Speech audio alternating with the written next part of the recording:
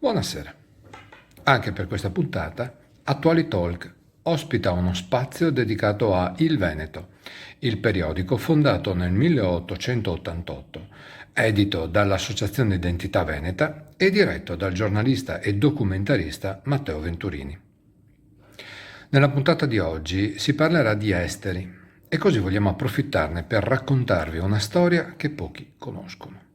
Stiamo parlando di Geremia Lunardelli, un vero veneto, nato nel 1885 a Fossa Biuba, un piccolo villaggio nel comune di Mansuè, in provincia di Treviso, e trasferito insieme ai genitori alla tenera età di 2 anni in Brasile.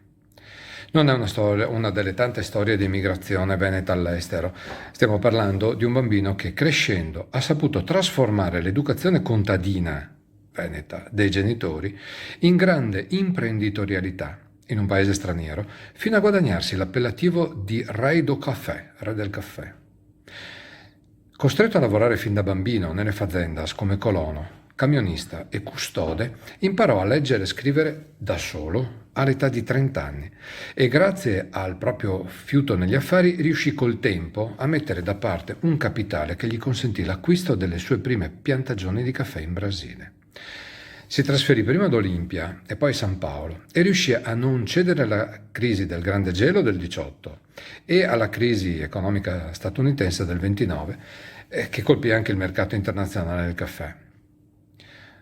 Superate le 15 milioni di piantagioni di caffè di sua proprietà, Lunardelli puntò ad una produzione diversificata, in particolare nella regione nord-occidentale di San Paolo, e arrivò a possedere 25.000 ettari di terreno, che producevano oltre 10.000 quintali di foraggio invernale per 30.000 capi di bestiame, 11.500 ettari di cotone e 5.000 ettari coltivati a canna da zucchero. Dagli anni 40 avviò investimenti in altri stati della Federazione Brasiliana, estendendo le sue attività a nord del Brasile, in cui già a metà degli anni 50 possedeva 55.000 acri di terra, la maggior parte rivenduti sotto forma di colonizzazione. In collaborazione con il fratello Riccardo, fondò lo Zuccherificio Centrale del Paranà, che diede poi in gestione al suo pronipote Riccardo Lunardelli, il quale ampliò la capacità di investimenti con nuovi impianti fino a diventare il più grande zuccherificio del Brasile. Ancora una volta, un veneto ha saputo mettere in gioco la sua cultura attraverso le imprese, segno che la nostra cultura e le nostre origini portano con sé un bagaglio genetico che può e deve essere raccontato. Io vi saluto, vi auguro un buon Veneto la regione e un buon Veneto il giornale, oltre ad una buona serata.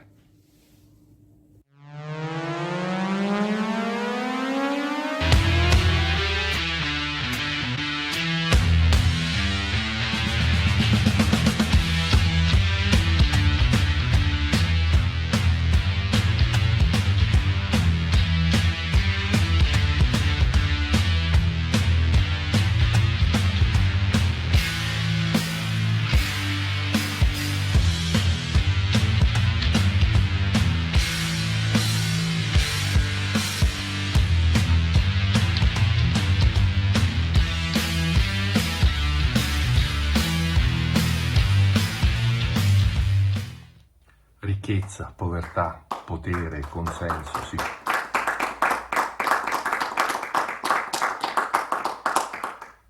Buonasera e ben ritrovati ad Attuali Talk, io sono Matteo Venturini, come avete visto abbiamo anche qui con noi oggi il nostro pubblico, siamo in diretta su Caffè TV24, come sempre raggiungibile attraverso i canali 85 per il Veneto orientale, 88 per il Friuli Venezia Giulia, 112 per la Lombardia o altrimenti per tutto il resto del Veneto, sintonizzandosi sul 19 e cliccando sulla freccia su, selezionando poi il canale Caffè TV24, o a livello nazionale sempre 133, freccia su, selezionare la regione Veneto e poi Caffè TV24. Come dicevo, siamo in onda questa sera per parlare come sempre di attualità e abbiamo la nostra puntata con il titolo Equilibri esteri, come appunto è stato anche anticipato nell'Aspettando Attuali Talk. Ho l'occasione di presentare come sempre i nostri ospiti fissi, Tito Borsa. Ciao Matteo e bentornati ai nostri telespettatori. Fabio Casetto. Grazie Matteo, grazie a tutti e buonasera a tutti. E avete già intravisto i nostri ospiti speciali per questa serata, Nicola Schioccini, Presidente regionale Gioventù Nazionale del Movimento Fratelli d'Italia. Buona serata a tutti. E Giuseppe Palomba per Rifondazione Comunista Padova. Buonasera. Bene, prima di proseguire con i nostri argomenti ho il piacere di introdurre il contributo, come sempre, del bravo e conosciuto giornalista Massimo Cecchini, che anche questa sera ci accompagnerà con i nostri argomenti. Ricchezza, povertà, potere, consenso, sicurezza. Il grande problema è che forse tutto ciò che noi genericamente chiamiamo politica ruota intorno alla vita e alla morte, cioè al diritto di vita e di morte che noi tendiamo ad accaparrarci. Potremmo morire per fame oppure per la ricerca di un benessere insostenibile. Il discorso di fondo non cambia. Ciò che conta è la volontà di chi decide. Che la ricchezza generi forza e quindi consenso è storia antica come l'uomo. Per questo gli autocrati che promettevano pane e divertimento non differiscono troppo da chi adesso ci assicura svago o shopping alle loro condizioni.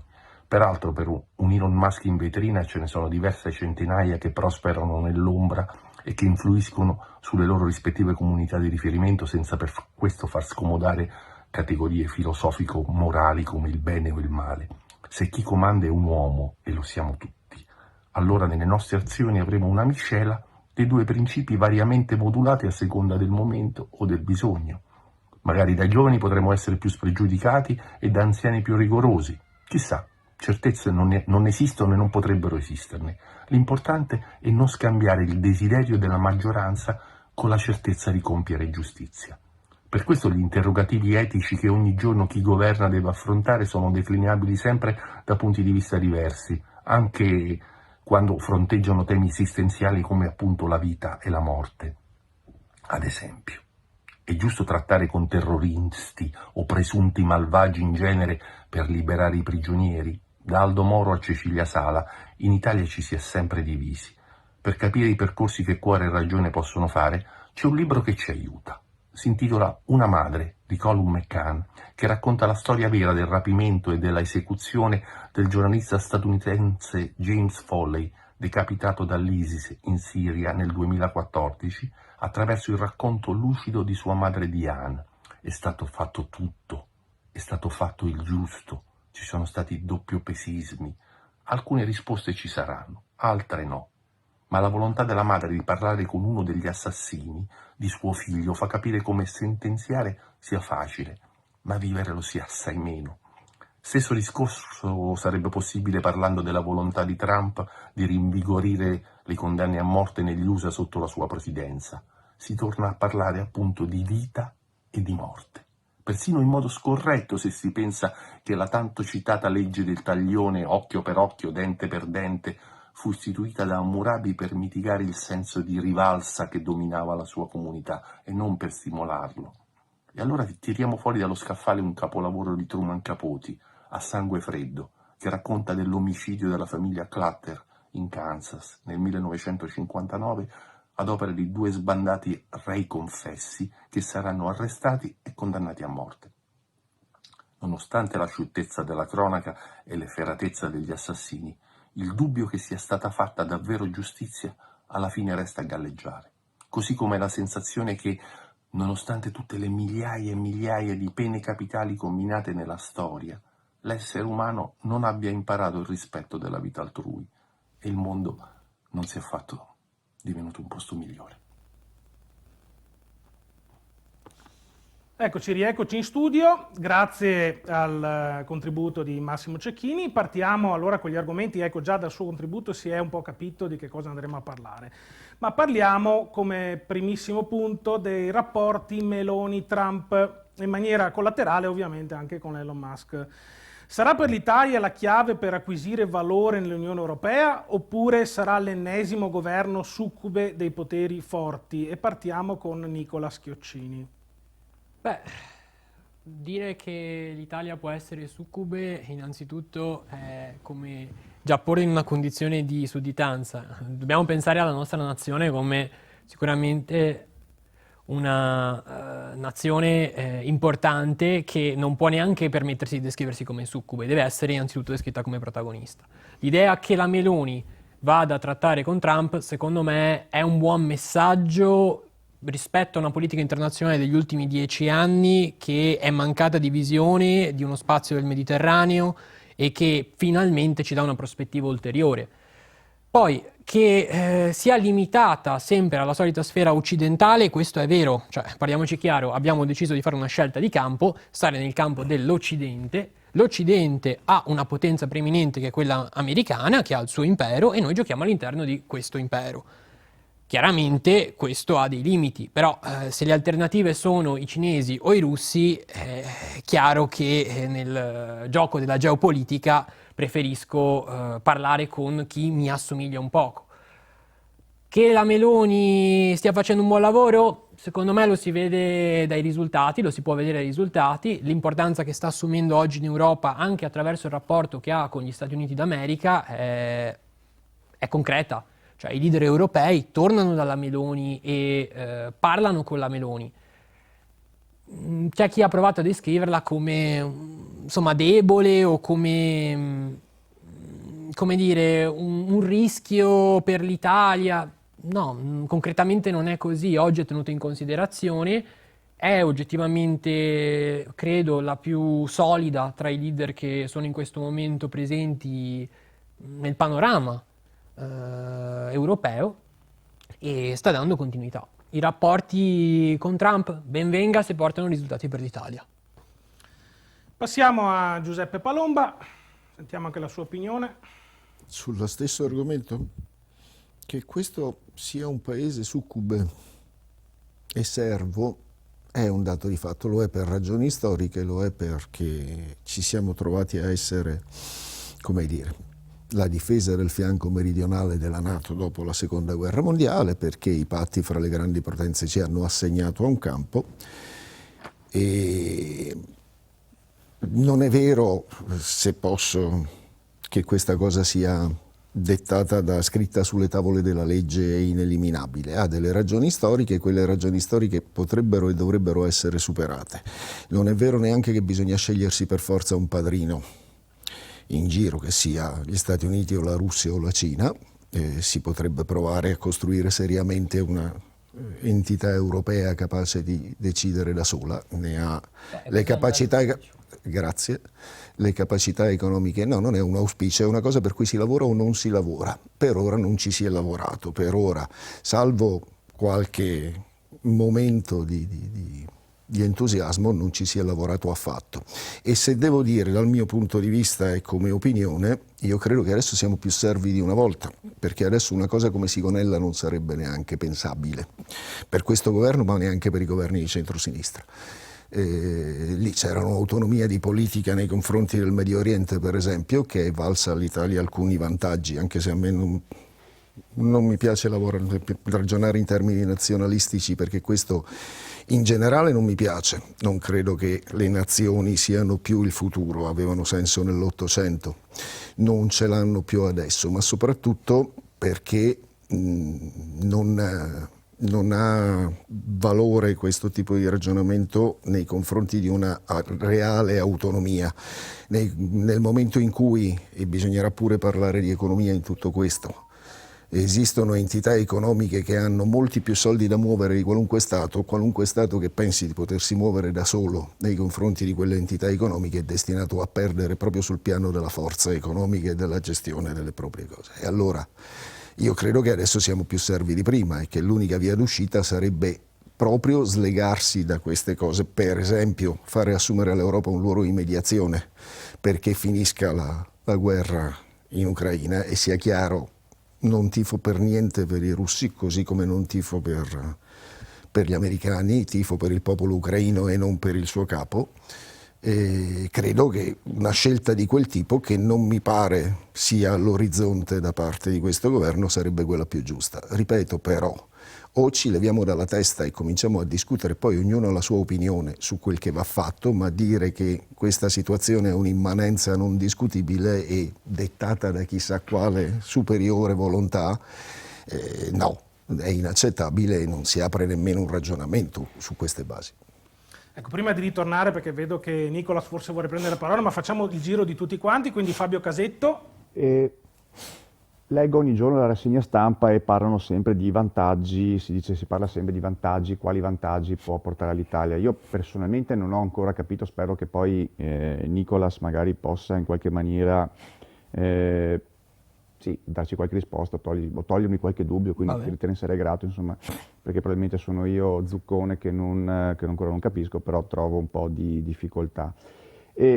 Però vorrei spostare un attimo il focus da un'altra parte. Allora, Giorgia Meloni, la nostra premier, nelle ultime 2 settimane è volata un paio di volte negli Stati Uniti per, diciamo così, la prima cerimonia ufficiale di insediamento di Trump, e la volta precedente non si è ben capito a che titolo e perché c'è andata. Poi l'abbiamo scoperto, stava facendo, ma vabbè.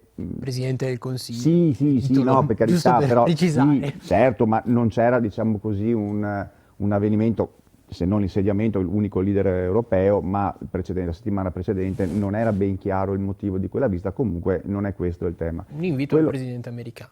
Sì, va bene. Quello che sì, poteva anche pagare l'aereo, visto che l'ha chiamata per fargli vedere un video di 2 ore, per 5 ore che è stata lì, ma non importa.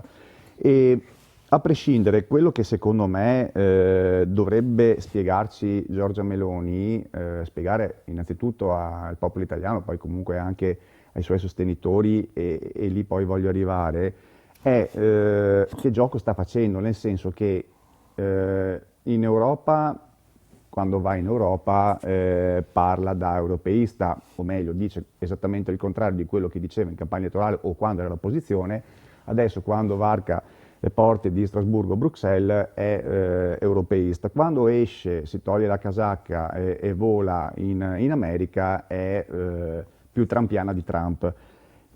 Bisogna un po' chiarire che gioco vuole fare, dove vuole posizionarsi, cosa vuole fare, con chi vuole stare soprattutto, perché se stiamo in Europa, difendiamo comunque l'Europa a partire dai dazi, tutto quello che Trump vuole, in qualche maniera Trump e il suo amico Musk vuole, diciamo così, esportare come modello in Europa. Dall'altra parte invece, se sta con Trump, allora deve palesemente in qualche maniera farci capire quali sono le sue intenzioni e come vuole schierarsi, anche perché alcune sparate, perché altro non so come chiamarle, di Trump sono state molto preoccupanti durante il suo discorso di insediamento. Lei ha applaudito a tutte le castronerie o le diavolerie che il presidente Trump ha detto pubblicamente in Mondovisione. Quindi questo secondo me, vorrei capire poi anche l'elettore di destra, vorrei capire cosa pensa, come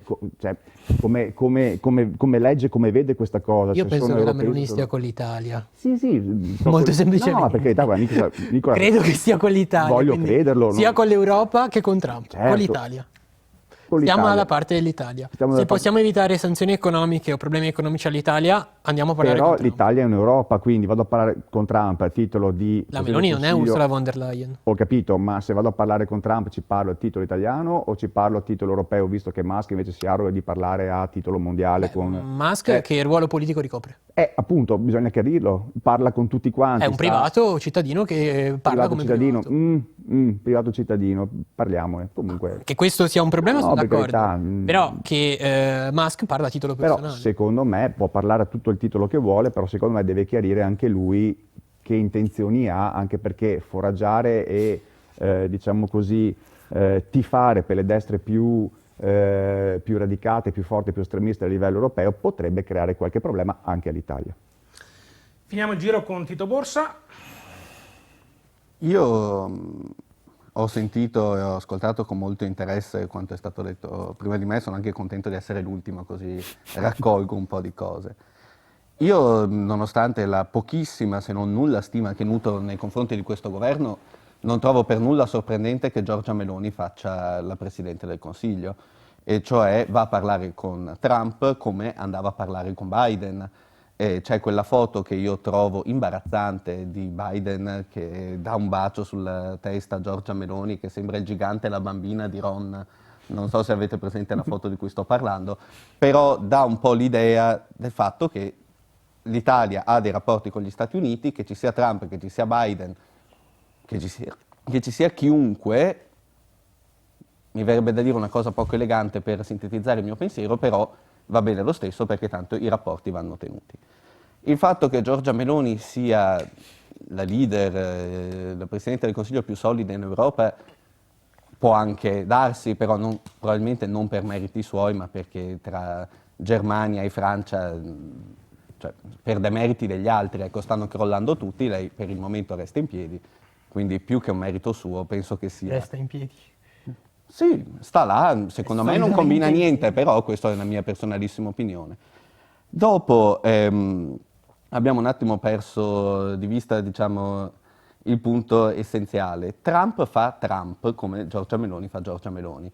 Trump spara, di 100 cose che dice probabilmente ne farà mezza, e c'è stata una narrazione anche abbastanza, secondo me, esagerata di quello che sta facendo. Si è parlato, arriva Trump, inizia la deportazione degli immigrati. Non è vero, c'è sempre stata. Lui semplicemente l'ha pubblicizzata, per lui è un vanto, quelli prima di lui un po' magari se ne vergognavano. Quindi io non trovo né strano che Giorgia Meloni intrattenga dei rapporti con Trump, anzi mi stupirei del contrario. Non trovo strano che Giorgia Meloni faccia l'europeista, anche perché non può non farlo. Chi parla di fascismo, eccetera, cioè, in confronto Mario Draghi era sovietico, cioè c'è questa sottomissione all'Unione Europea che ci sta, ne facciamo parte, dovremmo farne parte secondo me in una maniera un pochino più attiva, però sinceramente non vedo neanche qua niente di sorprendente. Quindi sì, l'unico mio auspicio, per il quale mi associo a quello che è già stato detto, è che al di là del fatto io sto con gli americani, io sto con la Cina, io sto con la Russia, noi facciamo parte dell'Unione Europea, che non sono proprio 4 gatti, e sarebbe carino che l'Unione Europea si mettesse d'accordo su qualcosa di costruttivo per la prima volta forse negli ultimi decenni e decidesse di dire a sto gioco giochiamo anche noi, giochiamo alla pari degli altri, però non seguendo le regole di qualcun altro. Forse di davvero sorprendente, in uno degli ultimi incontri ufficiali c'è il fatto che l'Italia è l'unica ad essere partecipe in prima persona con il Presidente. Ecco, questa è una cosa strana che il resto dell'Europa mancava. Però passo la parola di nuovo a Nicolas perché sta aspettando da un pochino. Ma io, diciamo, rimango un po' sorpreso da certe analisi e certe cose. Cioè, siamo nel 2025, è finito l'epoca del globalismo. Siamo nel mondo multipolare, dove ritornano le nazioni, ritornano le grandi potenze, è finita... Grazie di avermi avvisato perché non me ne ero accorto. Scusami. No, perché si torna a parlare del fatto che non esiste più la nazione e che sembra una cosa assurda nel 2025 parlare di nazioni. No, ragazzi, ci stiamo proprio sbagliando. È esattamente così. Oggi la Cina si comporta da Stato-nazione, oggi la Russia si comporta da Stato-nazione, ritornano pesantemente. Il problema dell'Europa è sempre il solito, che ci insegna un vecchio diplomatico americano, che non ha un numero di telefono, nessuno riesce a parlare con l'Europa, perché l'Europa purtroppo ha tante voci. Ora, se Giorgia Meloni riesce a essere veramente il collettore di queste voci, ok, e a portare l'interesse europeo su più tavoli, ben venga e ci mancherebbe, sarebbe bellissimo che finalmente l'Europa riesce a smarcarsi da un certo gioco che gli americani fanno anche sulla pelle nostra. Cioè, questo va sottolineato, si veda il caso della Groenlandia adesso con le minacce di invadere la Groenlandia per interessi americani. Cioè, signori, fuori gli americani, fuori i russi dall'Europa, ci mancherebbe, fuori i russi dall'Ucraina e fuori l'America dalla Groenlandia. Però... E dall'Europa. E dall'Europa. D'accordissimo. Però il problema è che l'Europa tuttora è troppo divisa, tuttora ha troppi, non protagonisti in gioco, ma troppe interferenze in gioco. Cioè, oggi parliamo dell'industria tedesca che si mette a fare accordi con l'industria cinese e l'automotive. Signori, ci troviamo l'industria tedesca che deve per forza essere messa al tavolo con l'industria cinese, che ovviamente è stra più potente in questo momento, e l'industria tedesca è in crisi, e chi va a tutelare l'industria tedesca dovrebbe farlo l'Europa, perché in questo momento il governo tedesco non riesce a farlo, e ci troviamo con disoccupati in Germania, con ricadute ovviamente anche sul settore economico italiano. Questo, quando c'era la Merkel, riusciva a farlo perché riusciva a dare voce all'Europa. Era un po' quello che hegelianamente si definisce Volksgeist dell'Europa. Oggi la Meloni interpreta questo ruolo. È la stessa Adesso Meloni che paragonare Giorgia Meloni ad Angela Merkel. o è la stessa Meloni va che bene l'ottimismo, è la stessa però. Meloni quando Oggi- era l'opposizione e voleva uscire dall'Europa? Cioè è la stessa Meloni? Non c'è una No. frase della Meloni che dica questa No, cosa. no, No, ce ti ne sfido, sono. guarda, Sì. ci giochiamo una birra, una Va bene, pizza, quello che- trovami una frase della Meloni che dica sì, esca dall'Europa. Guardati gli ultimi 2 anni di opposizione di Giorgia sfido, Meloni, volentieri, va bene, ti la offro una bene, pizza, guarda, te la offro io tranquillo, non c'è problema. Vabbè. Se la troviamo, mi ci gioco una pizza. O l'anti-europeista, comunque tutto quello che era contro l'Europa, poi adesso mi sorprende trovarla invece in prima fila. No, ma è solo, No, ma è solo scusate, ma è Almirante che appunto- diceva o la destra Europa o non è, cioè se lo diceva persino Almirante, ci sono i poster del Fronte della Gioventù degli anni Sì. 90 che sono pro-Europa, credo che la Meloni non si metta a andare contro l'Europa. Per carità, io sono... a me Contro piace la l'Unione Europea coerenza, si può giudicare, io sono il primo che giudica ma- molto spesso e molto male l'Unione Europea su molte cose. Diciamo che Però l'Europa, l'idea di Europa a destra è ben chiara. Diciamo che la fortuna della destra è quella di non riconoscere tanto la coerenza, però per carità ci sta, cioè non è una cosa- Cioè, non credo che questa frase abbia... La fortuna, ripeto, di una parte dell'elettorato di destra è quello di non essere così attento a determinate proclami, determinate posizioni, tutto qua. Mi sembra una cosa molto pretestuosa No, e sinceramente insomma, se ne parla senza... quotidianamente anche in televisione. Guardiamo degli esempi, cioè facciamo degli esempi concreti. Dove non c'è la coerenza in questo momento rispetto a questo governo? Portiamo degli esempi Quello che- concreti. portiamo esempi Perché concreti. Sull'immigrazione si sta lavorando e si sta provando a trovare una soluzione. Beh, adesso. Adesso. Ci si sta provando e si sta facendo. adesso. C'è un piano, c'è un'idea su come 60 persone per portarne gestire- 48, voglio dire, sono nuovi 60 persone per portarne 48. e Vabbè, per me- adesso non insomma, andiamo fuori tema, Sì, se no sì. Matteo si arrabbia. Giuseppe, sentiamo cosa ha da dire anche Giuseppe. Grazie. Allora, intanto una cosa, a Meloni rappresenta se stessa quando va negli Stati Uniti, ma non per colpa sua, perché con una discutibile prassi diplomatica il Presidente degli Stati Uniti ha deciso di invitare alla sua festa soltanto i suoi amici. In condizioni normali si sarebbero invitati quantomeno tutti i capi di Stato, anzi in altre condizioni anche i capi di Stato di altri paesi. In questa condizione è evidente che non si potevano invitare i russi o i cinesi, ma in condizioni normali si sarebbero invitati all'elezione, all'insediamento di un capo di Stato, i capi di Stato quantomeno dei paesi alleati. Non è che non sono andati perché non volevano, non sono andati perché non sono stati invitati. La Meloni è stata invitata, è andata, non vedo perché non avrebbe dovuto andare, ma rappresenta se stessa. Forse l'Italia in quanto Presidente del Consiglio, a me no, ma certo c'è una maggioranza che l'ha eletta, lei è il Presidente del Consiglio legittimo, quindi... ma non rappresenta l'Europa. E tutto il discorso sul ma allora la Meloni si fa portavoce non è così. La Meloni è andata lì perché è stata invitata e perché intende mantenere un rapporto privilegiato con gli Stati Uniti. L'altra cosa è a cosa ci servono a noi gli Stati Uniti? E questo richiede di fare un ragionamento, poi verrà lungo, tagliatemi, fate un po' come vi pare, però se non ci si rende conto che gli Stati Uniti in questo momento non sono più una potenza industriale, sono ampiamente superati nel PIL da altri e saranno superati a breve ancora da altri.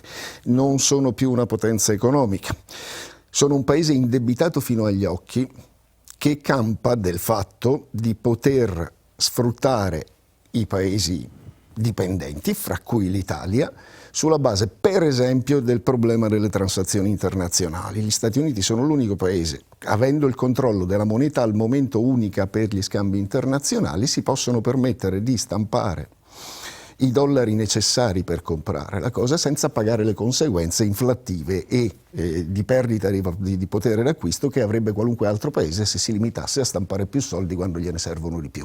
Perché sapete che dopo un accordo che si chiamava il Bretton Woods, in cui fu stolta la parità fra le monete e l'oro, la moneta di riferimento è diventato gli Stati Uniti, fino a un certo punto la riserva aurea degli Stati Uniti ha garantito quel valore, poi si è sganciata anche da quello e l'unica cosa che conta è che le transazioni si fanno in dollari. Su questa cosa e sulla potenza militare gli Stati Uniti conservano la loro capacità in via di diminuzione di mantenere un tenore di vita superiore a quello degli altri. Per esempio la classe media negli Stati Uniti non è la borghesia o gli impiegati, sono gli operai o erano gli operai. Adesso gli operai non sono più in grado di vivere come vivevano. Una volta un operaio statunitense poteva uscire e comprarsi quello che il mercato offriva, adesso non è più in grado per esempio di comprarsi una casa.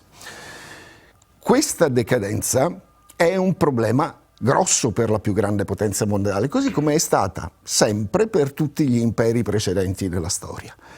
Ci sono due modi di affrontarla, uno è provare a cambiare quel sistema e l'altro è provare a farlo sopravvivere. Queste due tendenze ci sono nella storia, ci sono per esempio nella lunghissima storia della decadenza dell'impero romano, esistono entrambi i tentativi, in un verso o nell'altro, ma alla lunga non hanno salvato l'impero. Ma certo, sia dal punto di vista di cosa facciamo con l'immigrazione, che è un fenomeno che esiste, noi tutti veniamo da un posto solo del mondo, da una valle del Rif in Africa, da cui ci siamo mossi tutti quanti e siamo diventati diverse popolazioni, diverse cose, poi se ne sono mosse altre, hanno sostituito le precedenti, si sono integrate con le precedenti, eccetera. A cicli costanti si è pensato di poter impedire questa cosa fisicamente con le armi e ogni volta quel tentativo è fallito. Nessuno è mai riuscito a impedire le migrazioni, perché se non si riesce a integrarle ci spazzano via, perché chi sta peggio ovviamente è più forte di chi sta meglio, ha più forza di coesione.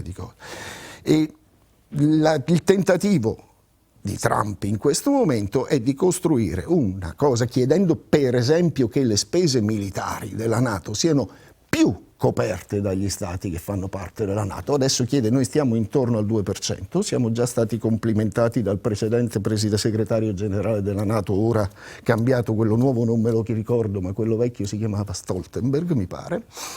Adesso è Rutte. Grazie, così prima o poi lo imparerò, se non lo cambiano prima che sia necessario impararlo.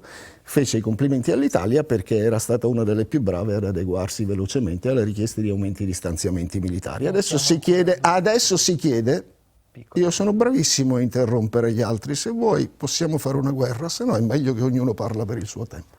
E sto a ascoltare io come stai a ascoltare tu. Porca la miseria, adesso ci si chiede di alzare questa spesa al 5%. Sapete che vuol dire? Vuol dire che gli Stati Uniti si scaricano di una parte della cosa perché noi continuiamo a comprare le armi da loro. Noi compriamo armi anche molto discutibili dal punto di vista dell'utilità, visto che nella nostra Costituzione c'è scritto che il nostro esercito serve a difenderci.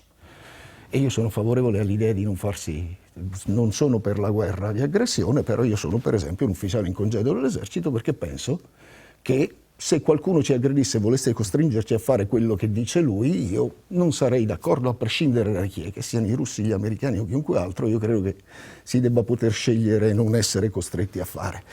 Però noi compriamo armi che non servono a difendere il territorio nazionale.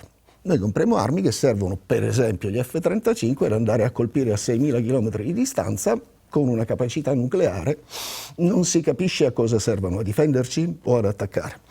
Compriamo sommergibili d'altura, abbiamo costruito 2 portaerei, essendo noi, una volta si diceva, la portaerei naturale del Mediterraneo. Insomma, adesso ci chiedono, per mantenere in piedi quella capacità di controllo e di legame sulle economie e sulle cose, ci chiedono di aumentare le spese militari, il che comporta automaticamente, per esempio, la diminuzione delle spese per il welfare. Meno sanità, meno servizi, meno pensioni, Questo sta in una logica che si chiama liberismo, che non è dettata da un qualche dio immanente, ma è dettata da scelte politiche. Allora, rendiamoci conto della situazione. Poi uno può pensare anche che è giusto. Uno può pensare che l'idea liberista che, lo dicevano i Chicago Boys, non è l'estremista comunista che parla qui, i Chicago Boys dell'MIT, negli anni 50 e 60 teorizzavano perché dobbiamo far pagare le tasse ai ricchi. È molto più facile farle pagare ai poveri, primo perché sono di più e quindi alla fine hanno di meno ma ci danno più soldi, secondo perché gli altri li lasciamo in pace e secondo noi questo significherà che loro spenderanno dei soldi e questo farà andare l'economia. Ora, a me pare che questo non funzioni, ma di questo dovremmo parlare. Funziona o non funziona? È giusto o non è giusto? Invece parliamo della buona capacità della Meloni di essere l'unica che ha un buon rapporto con Trump. Brava, forse qualcun altro sta sbagliando, forse sta sbagliando Trump nelle sue relazioni diplomatiche, ma se non capiamo che esiste una crisi dell'impero e che quell'impero vuole mantenersi sulle spalle, come faceva l'impero romano, sulle spalle dei suoi vassalli, e che forse a noi non ci conviene fare i vassalli, oppure sì, ma discutiamo di questo, io penso che non ci convenga, ma discutiamo di questo e non di qualcos'altro, e proviamo a trovare le altre strade, oppure stiamo facendo propaganda e basta. Allora, confermo, te l'ho già detto l'anno scorso, la mia intenzione nel invitarti a una puntata dedicata all'economia, quindi hai un posto assicurato per quest'anno. C'è gente più brava di me, questi siamo proprio agli elementi di base. Certo, no, ma comunque hai argomentato molto bene. Andiamo avanti con gli argomenti perché ne abbiamo tanti, abbiamo tanta carne sul fuoco questa sera. È giusto che Elon Musk sia al centro dell'agenda politica facendo forza sul suo potere economico, quindi riprendiamo anche l'argomento riguardo questo e partiamo proprio da Giuseppe, per magari ti chiedo un po' di stringere in questa risposta. Ci provo. Allora, giusto o sbagliato sono concetti molto relativi. Se uno pensa che i ricchi debbano governare il mondo, va bene che Elon Musk governi il mondo. Io penso che il mondo dovrebbe essere governato dai popoli e che i diritti del povero siano uguali a quelli del ricco e che quindi si debbano mettere dei limiti ai poteri di chi ha. Almeno dei limiti. Io forse andrei anche un po' oltre, ma almeno nell'ambito di una concezione democratica si dovrebbero mettere i limiti. Allora il fatto che questo signore riesca a comprarsi tutto, compresa la corsa allo spazio. Qualcuno di voi ha letto Asimov? Forse dopo ne possiamo parlare, ma qualcuno se ha letto Asimov si ricorda dall'ipotesi di creare dei paesi, dei pianeti per ricchi, in cui i ricchi facevano una bella vita e stavano fuori dal grande casino che poi era invece la Terra. E quello che ha in mente Elon Musk è quella roba lì e lo farà con il placet di uno Stato potente e ancora con i soldi di quello Stato e con i soldi suoi.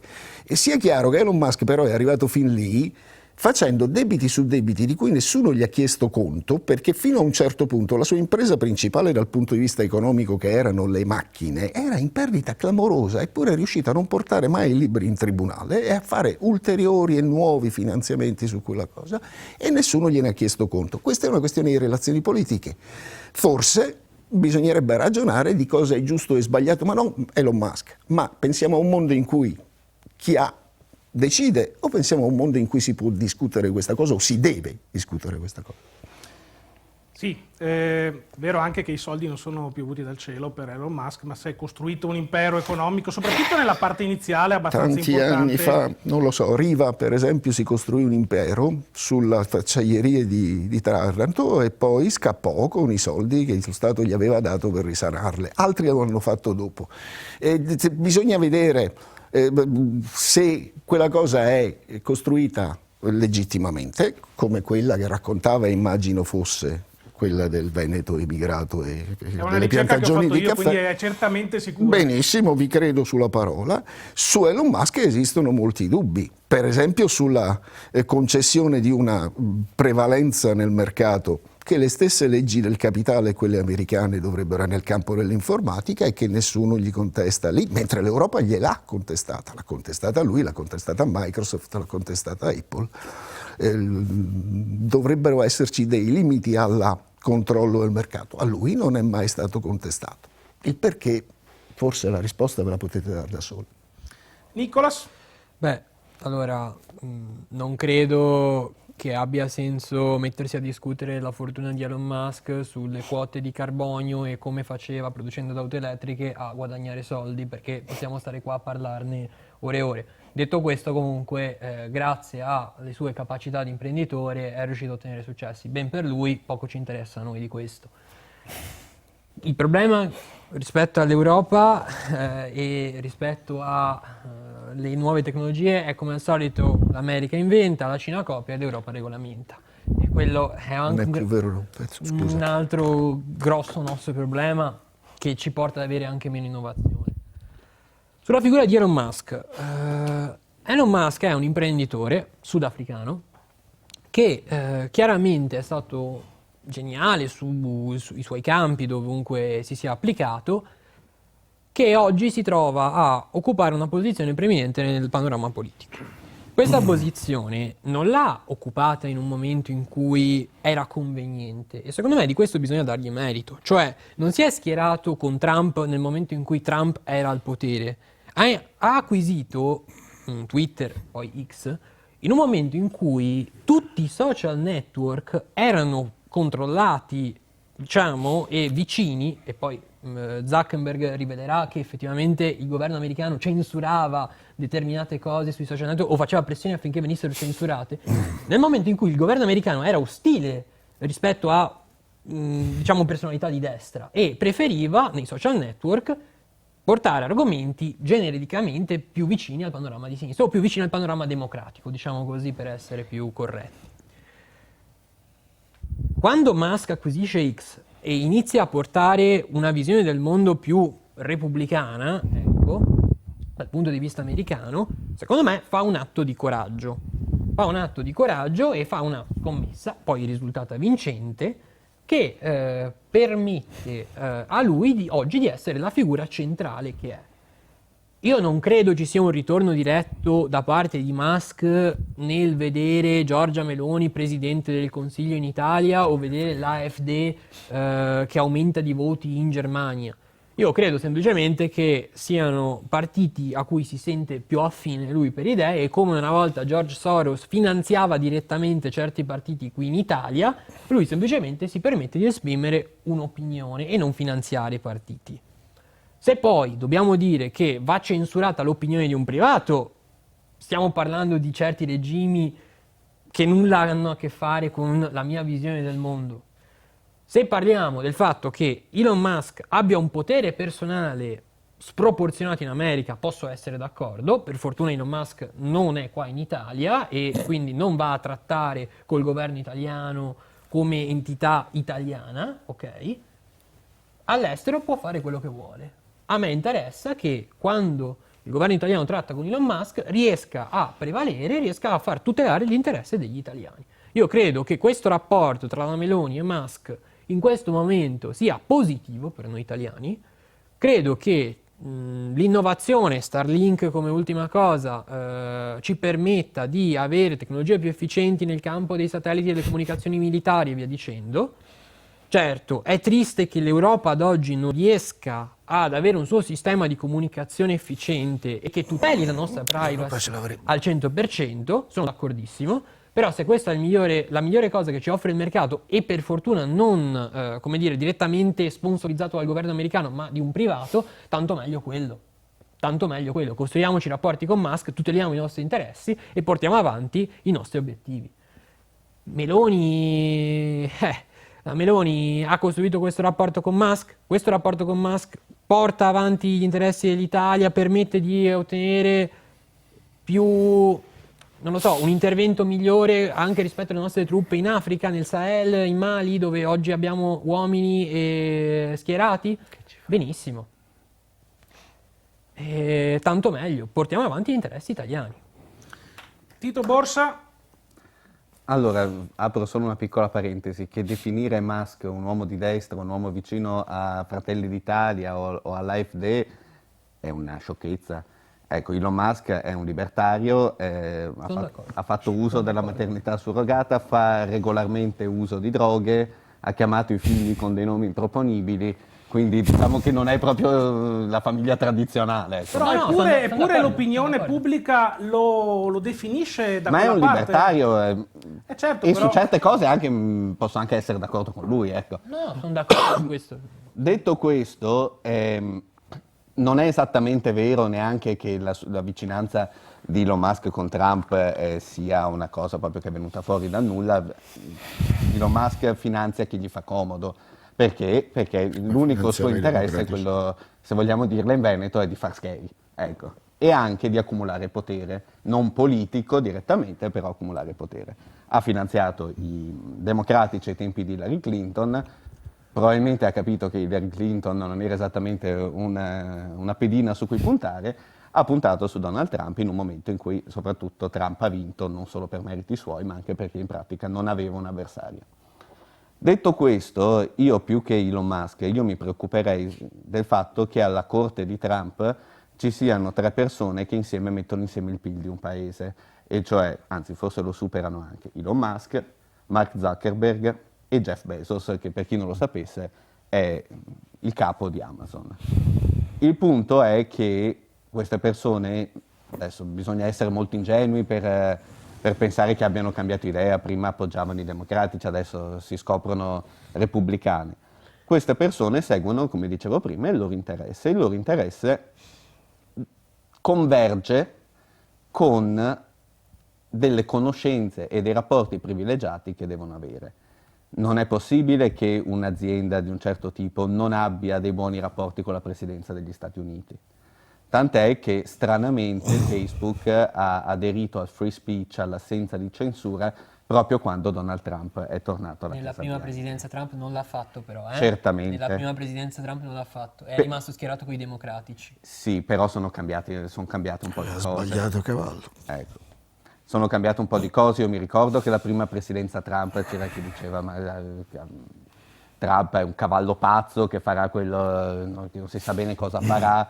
Adesso è tornato molto più strutturato di prima, con un apparato anche, con un vice come J.D. Vance, che tutto si può dire tranne che sia una persona impreparata, anzi forse è più preparato lui di Trump.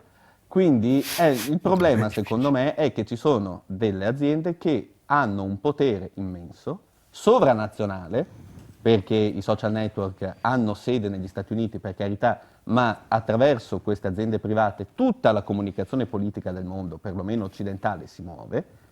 Tutta la comunicazione politica del mondo, perlomeno occidentale, deve sottostare anche a delle regole, perché, cioè, adesso faccio un esempio molto banale.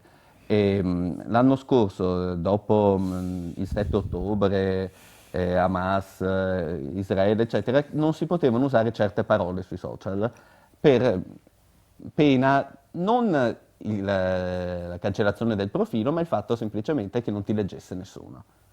Un potere del genere affidato a dei privati è pericoloso, soprattutto perché finché lo gestiamo noi, anche io come giornalista già lo trovo abbastanza pericoloso. Quando la politica deve muoversi su quei binari, lo trovo molto più pericoloso, anche perché oggi chi è che va per sapere, non lo so, un comunicato di Palazzo Chigi, chi è che va sul sito di Palazzo Chigi? Nessuno. Tutti vanno sulla pagina Instagram, adesso dico, di Giorgia Meloni. E il fatto che adesso non voglio aprire, diciamo, un Ma discorso io sono totalmente immenso. d'accordo. Il problema Ecco. è che è così da 10 anni, non Certo, è oggi. no. Non capisco perché ci sorprendiamo oggi oggi. è molto. 10 anni. Se Oggi è posso è interferire, molto sono più 20 anni esplicito. che noi lo diciamo, quindi io non posso essere messo in questo. Non ho una particolare. Oggi è Però, molto più vorrei esplicito. essere sorprendiamo tenuto oggi, fuori. ma No. 5, No, non 7 ci anni fa sorprendiamo, lo era stiamo la dicendo da un destra che pezzo. lo diceva. No, molto prima l'hanno detto i comunisti. Ma non- Molto prima l'hanno detto i comunisti, ma molto prima io non ero manco nato. vabbè, 10 anni fa io la avevo responsabilità 10, politica 15 resta anni, se uno sceglie un campo. 10-15 Non è... anni e quando avevo 15 anni mi ricordo che era la destra che parlava di free speech. E effettivamente Sì, io sono un grandissimo, io adesso lo dico, ma è una cosa che tiro fuori spesso, io mi sono preso insulti e accuse di essere un filo nazista anni fa perché mi sono espresso a favore della libertà di espressione dei nazisti che mi fanno schifo. Ecco, quindi io col free speech sono proprio perfettamente d'accordo. Il punto è però, e qua capisco che non sia un discorso che nasce oggi, il punto è che noi stiamo affidando non la comunicazione, ma le regole del gioco a delle entità sovranazionali che non controlla nessuno. totalmente d'accordo. Totalmente d'accordo. Beh, Che sia Elon Musk, che sia ed Zuckerberg. è una discussione che abbiamo già affrontato anche tra di noi, insomma, il fatto che un privato, anche con Fabio tra l'altro se non mi sbaglio, rispondendo a un post proprio sui social a un nostro amico in comune, il privato ovviamente decide le regole del gioco quando sei a casa sua e questo è un dato di fatto ovviamente. Poi prima di passare la parola a Fabio volevo anche aggiungere una cosa per completezza che ha anticipato prima Nicolas, e cioè il fatto che esiste una vera e propria censura sui social ed è esistita, esisterà sempre purtroppo, ma ne parlerò tra l'altro in un argomento che un articolo che sarà ospitato su Scomodi Contrasti, andrà online lunedì, ecco, quindi parleremo di TikTok nello specifico, però ecco, ci tenevo a dare il consiglio di lettura a chi Momento ne avesse- spoiler, ecco, insomma. sì, ogni tanto. Eh. Fabio, Ma io, per tornare a Elon Musk, perché poi si è un attimo divagato, giustamente, anzi ringrazio chi mi ha preceduto per il panorama che ha fornito anche ai nostri spettatori e telespettatori. E Elon Musk è un abile comunicatore, questo è indubbio. Il fatto anche che lui possieda un social network, come spiegava poi chi mi ha preceduto Tito, da cui passano tutte le informazioni del mondo occidentale e vengano o no filtrate, che comunque vengono rimbalzate da chiunque, basta avere uno smartphone in mano e immediatamente possiamo controllare qualsiasi cosa tramite i social, di cui uno appunto anche di Elon Musk, e questo è del tutto innegabile. A me fa paura, ma è un mio modestissimo punto di vista, a me fa paura tutto questo potere in mano a una persona che ogni giorno è più ricco, molto più ricco del giorno precedente. La ricchezza che aumenta di ogni giorno è paragonabile al PIL di uno Stato dell'Africa, quindi lui aumenta di un PIL dell'Africa, di uno Stato dell'Africa ogni giorno la sua ricchezza. E grazie appunto alla sua ricchezza lui può fare praticamente quello che vuole, perché purtroppo oggi ciò che comanda, che muove il mondo sono i soldi, più che le belle parole sono i soldi, e lui li ha. Ha i soldi e ha i canali per comunicare quello che meglio crede lui, o chi che in questo momento rappresenta, che può essere, diciamo, Trump, ma inteso come trumpismo o come idee più che Donald Trump, nella fattispecie, che oggi ha 78 anni, lunga vita Donald Trump, però magari fra 20 anni probabilmente non ci sarà più Trump a governare, ma magari le sue idee potrebbero anche essere trasferite, quindi, e lui è molto più giovane. Quindi quello mi fa paura che ficchi il naso, detta proprio così, da chiacchiere da bar, in ambiti o paesi che sinceramente, personalmente, per carità, dal mio punto di vista, non dovrebbero riguardarlo. Mi preoccupa che in qualche maniera sostenga palesemente dei partiti di ultradestra europei tra l'altro. Questo è un mio modo di pensare, qualcun altro magari di questo tifo ne gioirà. Io come Juve-Milan, uno tifa Juve, uno tifa Milan, qui da una parte uno gioisce e uno non gioisce, ecco, quindi è un po' un paragone becero, però... Posso farti una domanda? Quali partiti di estrema destra? Scusa un attimo, finisco, se no perdo il filo, e l'ho già perso, grazie. E partiti dell'ultradestra tedesca, per fare così una citazione. Amico da Giorgia Meloni non mi... Beh, definire di ultradestra Giorgia Meloni. No, appunto dico... Certo, i suoi elettori sarebbero felici. Molti suoi elettori sarebbero infatti, felici, ecco, sto dicendo, in Italia non abbiamo un'ultradestra, abbiamo una Giorgia Meloni che per alcuni, appunto grazie Tito, per alcuni sostenitori magari, per altri sostenitori un po' meno, però comunque oggi è la premier, rappresentata comunque dalla destra e centrodestra, quindi lui si è fatto le sue amicizie a sua immagine e somiglianza. Quindi sì, secondo me, per chiudere, non la vedo bene, non vedo bene tutto questo potere in una persona che sta cominciando un po' alla volta a fare anche dei segnali, avete capito benissimo a cosa faccio riferimento, che sono così facilmente interpretabili. ecco, prima Scusa, di passare al prossimo argomento, vi do un attimo la parola veloce a tutti quanti. Prima Tito, che me l'ha chiesta. Sì, dico solo due cose. Al di là del fatto che il saluto romano, vero o presunto che fosse di Musk, secondo me significa continuare a guardare il dito e non la luna, cioè chi se ne frega, ecco, Sì, non sì. è un bel vedere, per qualunque motivo l'abbia È fatto. un segnale, però. Chi se ne importa. Per carità, è un Dall'altro lato, quello che dico è che ci scandalizziamo adesso con lo strapotere di Musk quando queste, chiamiamole, come potremmo chiamarle, iniezioni di testosterone erano già venute fuori quando Musk aveva sfidato Zuckerberg al Colosseo a un duello, una roba non so se più ridicola o più terribile, e San Giuliano, pace all'anima sua politicamente, naturalmente, li aveva anche presi sul serio. Però al di là di questo, noi adesso ci scandalizziamo con Musk, e quando Zuckerberg faceva più o meno la stessa cosa, ma lo faceva per i buoni, Musk lo fa per i cattivi. Cioè, è uno strapotere illimitato, sproporzionato e secondo me anche sbagliato da regolamentare, che vale sia per chi ci sta simpatico, eventualmente a me Zuckerberg e i democratici non mi stanno particolarmente simpatici, ma tanta intelligenza, diciamo, progressista italiana sì, e sia quando lo fanno quelli brutti, sporchi e cattivi. Cioè dovremmo prendere una decisione, questi straricchi che hanno un potere immenso devono essere regolamentati o possono fare quello che vogliono? Giuseppe? No, perché essendo intervenuto prima, scusate, un'altra cosa, a me non sta particolarmente simpatico Trump, come mi pare evidente, non ho una particolare fiducia nella democrazia americana, però Trump è stato eletto. Musk no.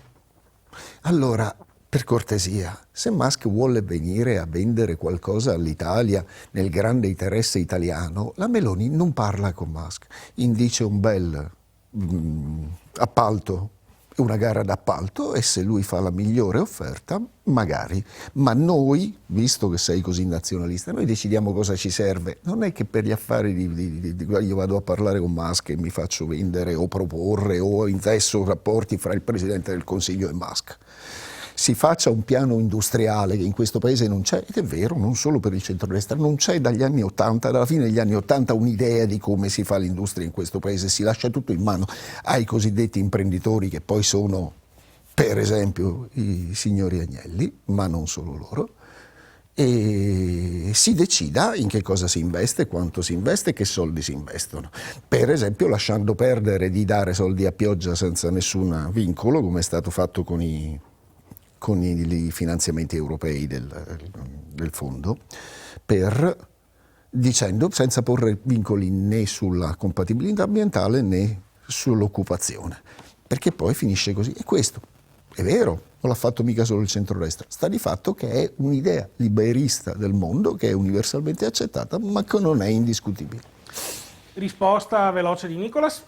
Che riguardo al primo punto, se l'unica offerta disponibile sul mercato è quella di Musk, possiamo fare anche un bellissimo bando, ma avremo solo un'offerta.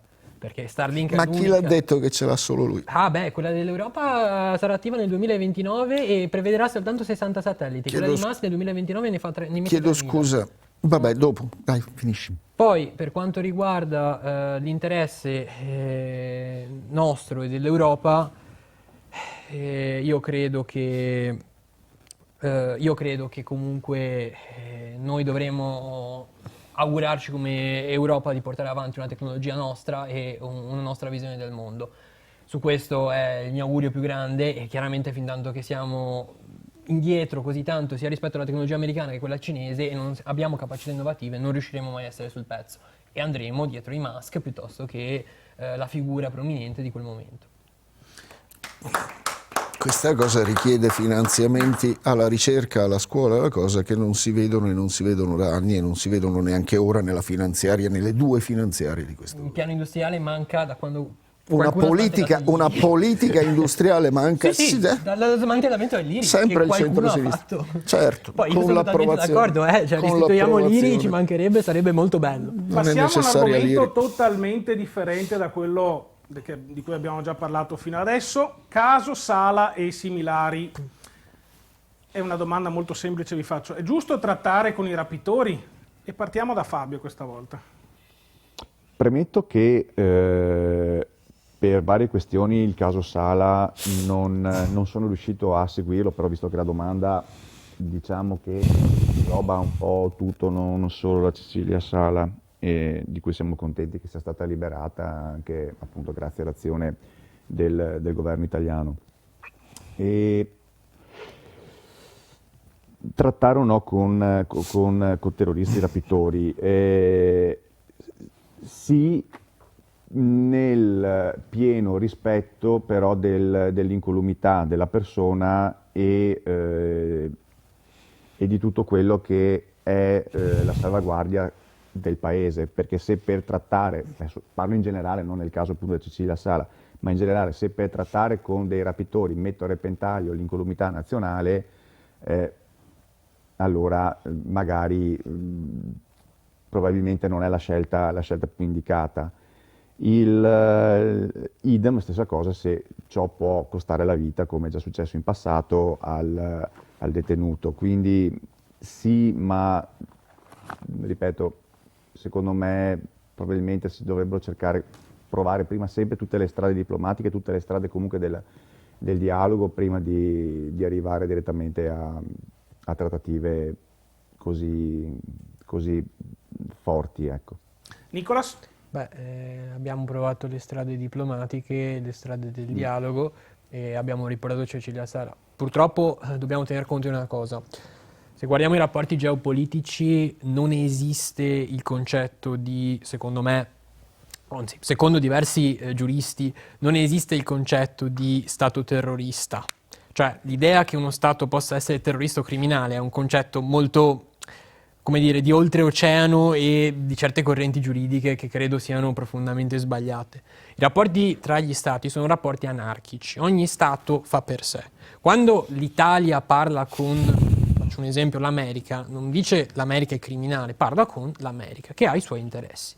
La stessa cosa quando l'Italia parla con la Russia. La Russia non è uno Stato criminale, è uno Stato che tutela i suoi interessi. Quando l'Italia parla con l'Iran, l'Iran è uno Stato che tutela i suoi interessi. Benissimo. Si comporta sicuramente, diciamo, al di fuori di quello che è il nostro interesse, certamente. È contrastante, sta minacciando la vita di una ragazza italiana? Benissimo. Per me, come Stato italiano, il primo obiettivo è riportare questa ragazza a casa il prima possibile, tutelarla. No, scusa, non questa ragazza, questa giornalista, ecco, diciamo le cose come stanno. Questa giornalista, d'accordissimo. Diciamo, cercavo di vivere dal lato più umano, ecco, personalmente. Questa giornalista a casa e permettere che possa riprendere la sua vita in pace. E quindi da cittadino sono felice che sia tornata a casa, sono felice che la questione sia stata gestita nel modo più rapido possibile. Secondo me una vita umana in questo caso non ha prezzo e quindi bene che si sia fatta questa trattativa e che sia tornata. Credo che sia un successo e sia visto e è stato riconosciuto da tutti. Passiamo a Giuseppe. Sono d'accordo. Lo Stato ha il dovere di tutelare i propri cittadini dovunque siano. Valeva per Giuliana Sgrena tanti anni fa e il povero Calipari tra l'altro ci rimise la pelle dopo aver fatto un magnifico lavoro per intervento americano. Vale per lei, vale per la Salis, vale per tutti i cittadini italiani sottoposti a condizioni insufficienti dal punto di vista della cosa. Dopodiché sono anche d'accordo, e devo dirlo, sul fatto che non esiste il concetto di Stato terrorista. Il più forte lo attribuisce a chi gli dà fastidio. Nel caso però dell'ultimo caso, della giornalista, giustamente, bisogna considerare anche quali sono non è un rapimento, come non lo era quello in Ungheria. Erano, come dire, provvedimenti dello Stato assai discutibili dal punto di vista del diritto nostro e del diritto internazionale. Quindi, ripeto, bene, però come si creano queste situazioni? E allora anche lì bisognerebbe chiederci prima, noi, come abbiamo impostato le relazioni diplomatiche, per esempio, con l'Iran? Allora, chi è vecchio come me si ricorda che quando... Tagliatemi, perché io poi tendo... hai un minuto perché dobbiamo stare ditemi di no. Allora, com'è arrivato l'Iran a essere quello che è? A un certo punto, con la rivoluzione? No, non è così. C'era uno Shah appoggiato dagli stati occidentali, a quel punto lo Shah non reggeva più il coso, chi avrebbe vinto in quel caso era la sinistra, si è mandato Khomeini con l'approvazione degli Stati Uniti e della Francia in particolare, ma di noi che siamo servi come cosa, si è insediato quel regime, lo si è armato in funzione anticomunista, poi dopo si è armato l'Iraq in funzione anti-Iran, poi si sono armati... Alla fine noi siamo responsabili di quel che succede in quel paese, delle relazioni e della possibilità che esista un regime in cui si prende una e la si arresta per ricattare qualcuno, ne siamo responsabili e dovremmo pensare anche a questo. Dopodiché è giusto che si sia fatto tutto il possibile perché certo non era colpa sua individualmente quello che è successo. Ecco, prima di andare in pausa pubblicitaria passo la parola a Tito. Sì, giuro che sarò breve.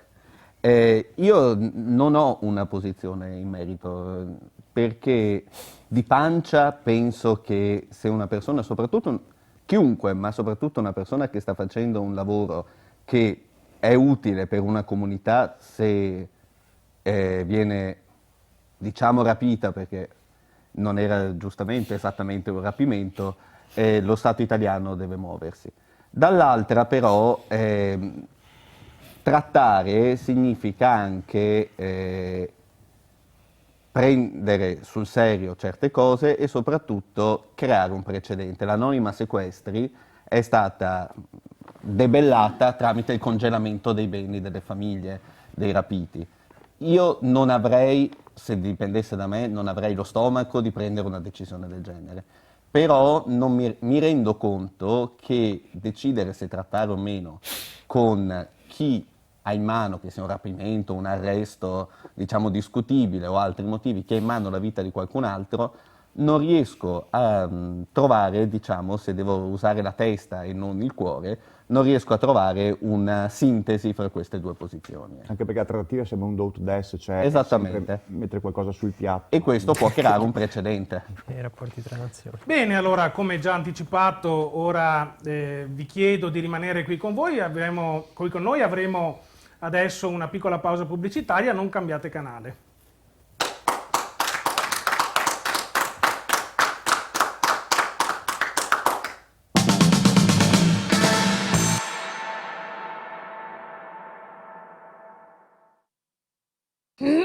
La lingua furlana. E se è vero che la fevelava in su Atlantide? C'è record. Gusto fa belle figure con l'anatomia foreste? Fassi il frico. Qui anche il caso. L'amor, non le bru? Divergis. Di carotti. Ma ci sono le spavese? Manco un alcaliere dove un null. E ti pareve? Issa, dove non va plena? Certi che no furlan, o vin sempre di farsi cognossi, Jupaltubo, stories, misteris, lenghe, Friul e no dom. Jupaltubo ha un canale YouTube. Hotel Petrarca a Montegrotto Terme. 7 piscine termali per offrire soggiorno e relax per il benessere del corpo e della mente. Hotelpetrarca.it.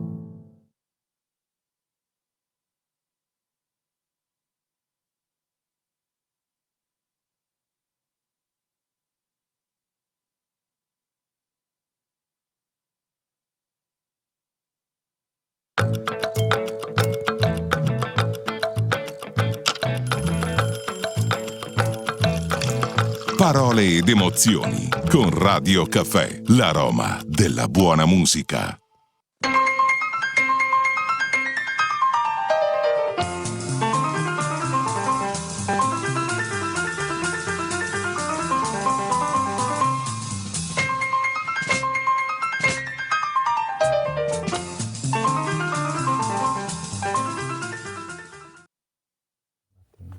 Bene, rieccoci in diretta. Come di consueto abbiamo la nostra rubrica Scomodo Contrasto di Tito Borsa e quindi cedo la parola a lui. Noi italiani vorremmo fare la rivoluzione col permesso dei carabinieri, per citare il grande Leo Longanesi. La rivoluzione meloniana è iniziata più di 2 anni fa e in questi mesi sta raggiungendo il proprio culmine. Non è bastato il DDL sicurezza, che andrebbe chiamato DDL rassicurazione. Aumentano i divieti ma non certo i modi per accertarli. E soprattutto viene colpito duramente il dissenso. Non bastava un nuovo codice della strada che punisce un comportamento non pericoloso, ossia guidare avendo fatto uso di droghe chissà quanto tempo prima, togliendo l'obbligatorietà dell'alterazione psicofisica per far scattare la sanzione. Non basta neppure che una ministra, chiamiamola per nome Daniela Santanchè, sia stata rinviata a giudizio e anche se ovviamente è innocente fino ad eventuale sentenza definitiva, sia ancora al suo posto. Non basta neppure un'autonomia differenziata, che sebbene la Corte Costituzionale abbia dichiarato inammissibile il referendum in merito, è stata fatta a pezzi nei propri contenuti ed è da riscrivere. Il magico mondo di Giorgia Meloni è ancora in costruzione e le magnifiche sorti e progressive di questo governo sono ancora una straordinaria opera incompiuta.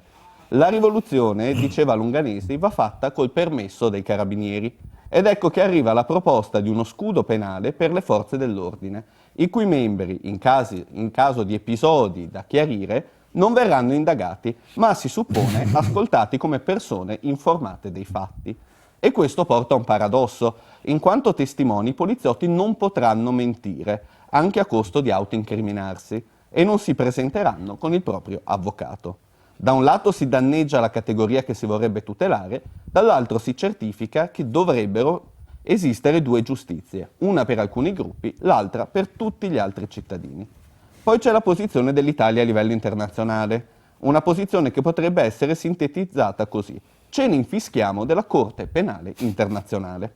Non importa se sono stati spiccati dei mandati d'arresto per il premier israeliano Netanyahu e per l'ex ministro della difesa Gallante, non importa se l'Italia in teoria almeno riconosce l'autorità della Corte. Il governo italiano ha rassicurato quello israeliano. Netanyahu, se venisse in Italia, non verrebbe arrestato. E l'Italia ha rispedito a casa in Libia il generale al-Masri, accusato di omicidi, torture e stupri. La Corte Penale Internazionale, sempre quei rompiscatole, lo accusa di crimini di guerra e crimini contro l'umanità.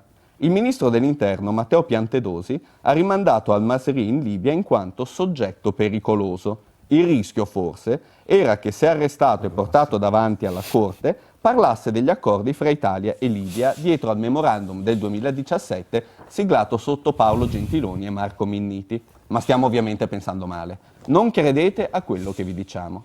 Al-Masri fa parte di un gruppo militare che gestisce anche le carceri in cui vengono imprigionati i migranti in condizioni disumane. Carceri tristemente famose per gli abusi perpetrati al loro interno.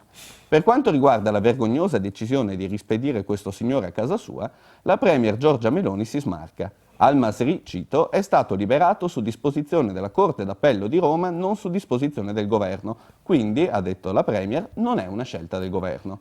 L'esecutivo, secondo Meloni, si sarebbe soltanto occupato di espellere un soggetto pericoloso in libertà. Ha risposto l'Associazione Nazionale Magistrati, secondo cui Al-Masri sarebbe stato liberato, cito, per inerzia del Ministro della Giustizia che avrebbe potuto e dovuto, per rispetto degli obblighi internazionali, chiederne la custodia cautelare. Per il caso Al-Masri è notizia di oggi, diffusa dalla stessa Premier, che Giorgia Meloni, Carlo Nordio, Matteo Piantedosi e il sottosegretario Alfredo Mantovani sono indagati. L'ipotesi di reato per la Premier è peculato e favoreggiamento, ma sì, non facciamoci mancare niente. Un altro scontro tra politica e magistratura è in corso. Sabato scorso, in occasione dell'inaugurazione dell'anno giudiziario, in tutte e 26 le sedi di Corte d'Appello in Italia, giudice e PM hanno deciso di abbandonare in segno di protesta le cerimonie, rispondendo così all'appello della solita Associazione Nazionale Magistrati. Una protesta che è solo l'antipasto dello sciopero previsto per il 27 febbraio prossimo contro la riforma della giustizia che sta seguendo l'iter parlamentare. Una riforma che ha al centro la cosiddetta separazione delle carriere dei magistrati. Proviamo a spiegare brevemente in che cosa consiste. Esistono due funzioni all'interno della magistratura, quella requirente, i PM, giusto per capirci, e quella giudicante, i giudici, se vogliamo semplificare. Oggi si può passare da una all'altra funzione, anche se dal 2022 è possibile farlo solo una volta entro 10 anni dalla prima assegnazione. E stiamo parlando di numeri a dir poco esigui. Tra i 2.517 magistrati assunti tra il 2005 e il 2017 hanno scelto di cambiare funzione in 45. Il centrodestra, insieme ai radicali, aveva già provato a separare le funzioni dei magistrati nel 2022 tramite un referendum abrogativo che però non aveva raggiunto il quorum. Chi continua a ribadire che è necessario separare le carriere tra magistratura requirente e magistratura giudicante ritiene che un giudice che è stato in passato anche PM sarà più portato a dar ragione al suo ex collega nel corso di un processo. I dati ci mostrano invece come la maggior parte dei processi finisca con un'assoluzione e questo è ovviamente il segno che non c'è nessun complotto tra giudice e PM per arrivare sempre e soltanto a una condanna. A questo si aggiungono le bassissime percentuali di magistrati che decidono di cambiare funzione. In Italia, lo ricordiamo, il pubblico ministero ha un interesse analogo, seppur con modalità differenti, a quello del giudice, cioè accertare la verità. Tant'è che è tenuto a fare anche, cito, accertamenti su fatti e circostanze a favore della persona sottoposta a indagini. Articolo 358 del Codice di procedura penale. Il Consiglio d'Europa ha raccomandato uno scambio tra le funzioni dei magistrati, così che giudice e PM possano, durante le loro carriere, comprendere anche le posizioni e i problemi di chi svolge l'altra funzione. La separazione delle carriere non farà altro che indebolire il potere giudiziario di fronte a quello legislativo e a quello esecutivo, così da rendere la politica preponderante sulla magistratura. Da ricordare anche il fatto che la separazione delle carriere era tra i punti del piano di rinascita democratica della P2 di Licio Gelli, non esattamente uno statista da cui prendere spunto. In evidente assenza di opposizione, questo governo durerà fino alla scadenza della legislatura nel 2017. In altri 2 anni e mezzo chissà quante mirabolanti riforme ci proporrà. Nel frattempo si continua a spendere miliardi in armamenti, mentre si dà poco o niente alle fasce più povere della popolazione. Le manifestazioni vengono regolarmente trattate come se fossero un imperdonabile oltraggio al potere costituito. I diritti civili rimangono un miraggio, mentre quelli sociali sono un'illusione. Qui non c'entra niente il fascismo, a parte qualche squallido nostalgico nei partiti di maggioranza.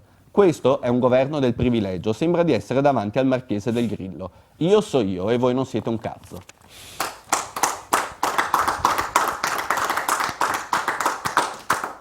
Facciamo un rapidissimo giro, sì dai, partiamo da Nicolas. Rapidissimo, ci proviamo.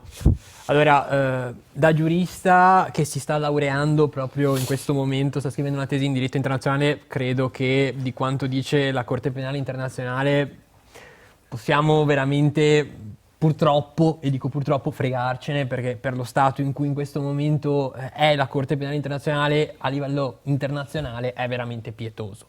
Detto questo, che la riforma della magistratura sia un qualcosa di negativo che questo governo sta facendo, credo che siamo fuori dal mondo. Cioè, dopo il caso quindi Palamara, tu dici che nel piano di rinascita democratica di Licio dopo Gelli il c'è caso una Palamara, ma cosa me ne frega il piano di rinascita democratica di Licio Gelli? Anche un orologio rotto segna l'ora esatto 2 volte al giorno. Questa cosa l'avrà detta giusta Licio Ne Gelli. segnava una ventina, se te lo vai a leggere, di cose che avete voluto fare. Allora, Licio Gelli e la P2, veramente siamo a livelli di complottismo. Sinceramente. No, io non penso che questo governo sia ispirato da Licio Gelli. Però lo citiamo. Io credo che la riforma della magistratura sia da fare, credo che la divisione delle carriere sia una cosa positiva. Se veramente c'è soltanto il 2% di spostamenti, come alcune statistiche dicono, allora vuol dire che per i magistrati non deve essere un problema, perché se non gli cambia niente, se è soltanto il 2%, allora che venga fatta questa cosa e non cambierà niente. Perché devono protestare? Forse evidentemente un problema c'è. Se certo che c'è un problema. Stanno cambiando le cose e finalmente si dice alla magistratura come deve fare determinate cose per la magistratura stessa. Cioè, cavolo, se ai magistrati non va bene che si candidino e vadano alle elezioni. Questo è un giochetto però. Ma come? Cioè, la magistratura deve fare il suo lavoro. lavoro. Scusami adesso, La non magistratura voglio deve togliere fare il spazio suo agli altri ospiti, però la magistratura si dovrebbe autogovernare, partiamo da questo presupposto. Il Consiglio Superiore della Magistratura ha dei poteri, ma il Consiglio Superiore della Magistratura com'è nominato? Certo, ha una parte, chiamiamola di nomina politica, e una parte di nomina interna. Il punto è che creare due, adesso non voglio che diventi un dibattito, diciamo, tecnico, però è creare 2 consigli superiori della magistratura e una, com'è che si chiama, alta corte disciplinare, se non sbaglio, vado a memoria, significa sparpagliare il potere di autogoverno di uno dei 3. Il potere rimane sempre in capo alla magistratura. Cosa cambia? Semplicemente noi stiamo dicendo che chi fa il PM, deve fare il PM e fare la parte chi fa il giudice, cioè la parte terza, deve fare il giudice, giudicare da terzo. E intanto facciamo fare il PM non è una avvocati, parte attiva, il PM è una parte terza. Sì. No, il PM non è una parte terza. Articolo 358 del codice di procedura penale. No, controlleremo. È quello che ho citato prima. Rileggeremo. Io credo che il pubblico ministero, nel momento in cui fa le sue funzioni di accusa, non è un'accusa, è quello il punto. E mi stupisce che tu ti stia laureando in giurisprudenza. Diritto romano. Sì? Noi non abbiamo, Sentiamo. Controlla. Noi non abbiamo un sistema come quello americano in cui le sentenze fanno legge, eccetera. Noi abbiamo un sistema in cui il processo e in cui c'è una prevalenza, il pubblico ministero è eletto, eccetera, eccetera. Il diritto romano prevede che sia un gioco delle parti. Dal punto di vista proprio filosofico, c'è un giudice che cerca la verità e ci sono delle parti che cercano di esporre la loro cosa. Il pubblico ministero è una parte. Non è qualcos'altro, ed è la parte che difende la legge e ritiene di applicarla. Poi ci sono le parti che difendono e poi c'è un giudice che decide. Questo è, non è... Benissimo, l'abbiamo detto, è una parte. Il pubblico ministero è una parte, Bene, molto che fa spesso ricopre il ruolo di accusa. Questo lo possiamo dire, adesso non ricordo a memoria il 350. In realtà fa un'indagine e poi esattamente. si stabilisce, il giudice Tant'è stabilisce chi ha che ragione. Si serve della Chiaramente, polizia, però ha dell'organismo. un ruolo di parte Mamma mia. in questo. Sì. Ecco, Su questo tant'è credo che però possiamo il PM essere può anche d'accordo. chiedere l'assoluzione. Il problema E deve certo anche, che può ed è chiedere costretto l'assoluzione. per legge, Certo che può anche chiedere se non ci sono conseguenze se non lo fa, se non sbaglio, a fornire alla difesa, chiamiamola così per semplificare, anche prove che sono utili alla difesa se ne viene in possesso. Credo che questo... Anzi, molto spesso Mi permetto c'è da dire di- una cosa, ma è un problema in realtà nazionale nostro, nel senso che in televisione, attraverso i media, il PM viene visto proprio come l'accusatore, con Esatto. programmi, trasmissioni televisive, eccetera. Ma perché? Perché fa più audience parlare dell'accusatore che... Mi permetto, scusa Matteo, Sì. di ricitare questo articolo sì, 358 che è molto chiaro. rileggiamo. Il PM è tenuto, questo lo dico io, a fare anche, cito, accertamenti su fatti e circostanze a favore della Certo. persona sottoposta Ma a certo, indagini. questo lo può A fare. favore. Quanti PM fanno Deve. questo tipo di... Vabbè, allora se insomma, vogliamo buttarla sul insomma. complotto, dovevo Non è essere questione io di il complottaro, però... Non è questione di complotto, sì. è che tendenzialmente il PM nel suo Che lavoro... lo sanzionino se non non lo è fa. questione di... Ma non è che lo deve fare, lo può fare, è una cosa È diversa. tenuto. la norma. Il problema è un Questa è altro. lingua italiana. Il problema è che in Italia esiste l'obbligo dell'azione giudiziaria. È vero, questo. Meno Se male. arriva la notizia di un reato, Deve essere. il pubblico ministero, l'ufficio del pubblico ministero deve indagare. Sì. Ok? Sia che ne venga a conoscenza diretta, sia che ne venga a conoscenza diretta. In altri paesi non è così. In altri paesi in cui le carriere sono separate, per esempio gli Stati Uniti, dove i pubblici ministeri sono, per esempio, eletti, che è una cosa secondo me assai discutibile, ma comunque non esiste l'obbligatorietà. L'idea, e vi prego, se qualcuno, io so che può sembrare roba di tanti anni fa, ma lo trovate facilmente in internet, andatevelo a cercare, il piano di rinascita nazionale, non democratica. Somiglia vagamente a un altro piano PNR, ma piano di rinascita nazionale, unica associazione, la P2 messa fuori legge usando i suoi poteri, il Parlamento, nessun'altra nella storia.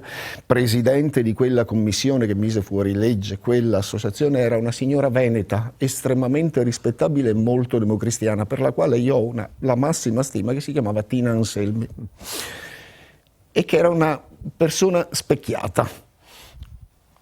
Ci sono gli atti di quella commissione, c'è tutta una serie, compresa quello che chiedeva. Non è un dato secondario il fatto che venisse da quella parte quella proposta insieme a molte altre che si stanno realizzando. Anche in questo caso è una cosa di matrice culturale e storica. Allora, per favore, non ci prendiamo in giro. La scelta di voler riformare la magistratura è dettata da un disegno, legittimato forse da una maggioranza, ma questo è un altro discorso, ma quel disegno esiste e quel disegno è, alla fine, di sottoporre il pubblico ministero all'autorità del governo, separandolo dal resto della magistratura e privandolo delle sue protezioni. Allora questa riforma è completamente sbagliata, perché non fa questo. Certo! Allora, Questa questa riforma parte a fare un pezzo di questa cosa e altri ne sono stati fatti prima. E altri ne sono stati fatti prima. Allora questa Questo riforma è non il c'entra problema. niente con questo. Vabbè. Se il fine è sottoporre L'unica speranza, non sta facendo sapete qual questo è? questa Che non le riforma. sapete scrivere leggi. Beh, questo è vero. Finiamo il giro con Fabio.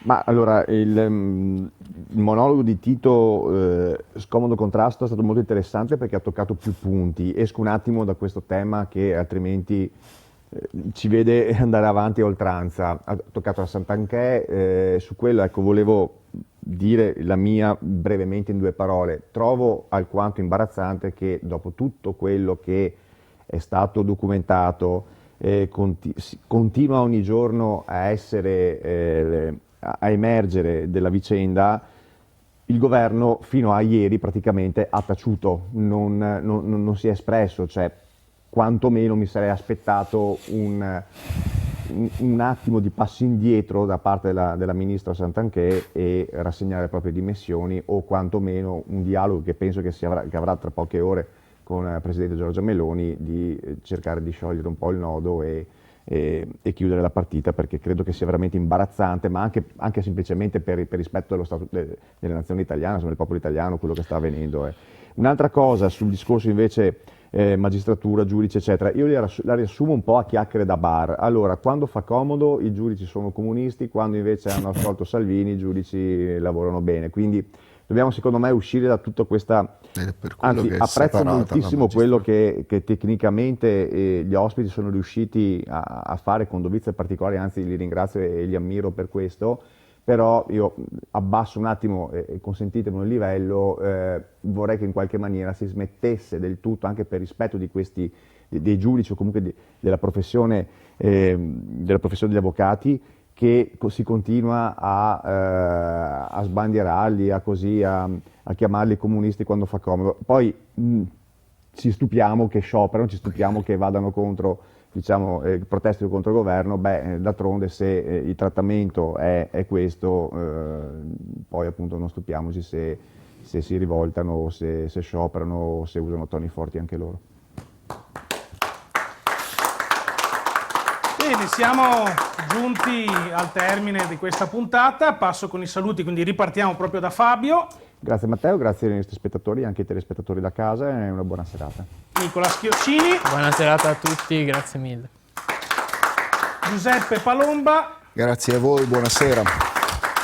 E Tito Borsa. Grazie a chi ci ha seguito in studio da casa e grazie anche agli ospiti. E infatti mi sono scaldato oggi, dai, ci stava. E il nostro pubblico, grazie anche a loro per la presenza in studio. E io chiudo ringraziando anche il pubblico da casa che sempre ci segue con grande interesse. Vi auguro buonanotte, vi aspetto alla prossima puntata che è fissata per l'11 febbraio, sempre alle ore 21. Grazie, arrivederci e buonanotte.